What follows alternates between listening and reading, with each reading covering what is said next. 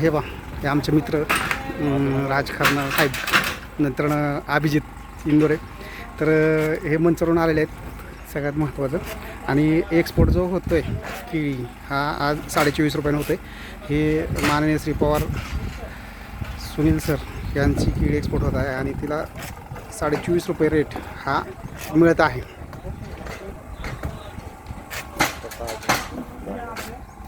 घ्या असंच चला आम्हाला पण घ्या तुमच्याबरोबर असं व्हिडिओमध्ये घ्या फक्त आम्हाला घ्या तुम्हाला नाही आम्हाला घ्या तुम्हाला घेतलं मी.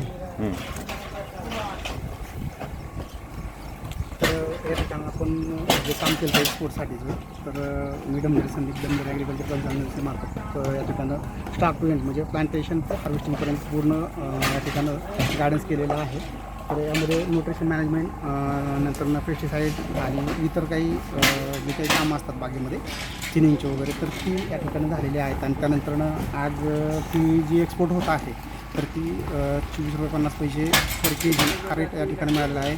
आणि सदर प्लॉट हा बारामती तालुक्यातील शारदानगरजवळ माळेगाव येथील असून बागेमध्ये अशा पद्धतीची जी झाडांची क्वालिटी वगैरे जे आहे झाडांची क्वालिटी आपल्याला अशी मिळालेली आहे. सगळ्यात महत्त्वाचं आता या गडांचं वजन जे म्हणतो आपण तर दांड्यासहित जे भेटतं तर 42-43 किलोपर्यंत गड मिळत आहेत. आणि दांडा सोडला तर 2-2.5 किलो सोडला तर 39-40 किलोच्या आसपास गडांची साईज ही आपल्याला या ठिकाणी मिळालेली आहे. हा व्हिडिओ बनवण्याचा उद्देश असा की आपण या ठिकाणी या क्षेत्रामध्ये काम करत असताना पूर्वी नारायणगाव जुन्नर खेड या भागामध्ये काम केलं होतं. परंतु कन्सल्टन्सी चालू केल्यानंतर सुरुवातीचं काम या ठिकाणं आपण पवार सरांशी बरोबर केलेलं आहे. आणि या ठिकाणी आपण जी त्यांना कमिटमेंट केली होती ट्रान्सप्लांटिंगच्या टायमिंगला की तुम्हाला या ठिकाणं आपण साधारणपणे एकरी 40 टन क्रॉस करून देऊ. एक्सपोर्टचा माल जाणारा साधारणपणे लोकांना 14, 15, 12 टनापर्यंत मिळतो. तर आपल्याकडं तो कमीत कमी 25-26 टनापर्यंत जाऊ शकतो. आणि इतर राहिलेला जो माल आहे किंवा जी क्वालिटी असते ती लोकलला जाते. म्हणजे एकरी आपण जर गडांचं वजन तुम्हाला 40-42 किलो मिळतं तर ते 39 किलो धरलं तर सरासरी ॲव्हरेजली 40 टन आपण एक्सपोर्ट क्वालिटीचं मटेरियल प्रोडक्शन करत असताना सरासरी 25 टन एक्सपोर्ट होतो. आणि बाकीचा जो माल राहिलेला असतो तो तुमचा साधारणपणे लोकल मार्केटला जाईल. आणि ॲव्हरेज 3.5 एकरामध्ये कमीत कमी 120 टन माल हा आपला टोटली हार्वेस्टिंग होणार आहे.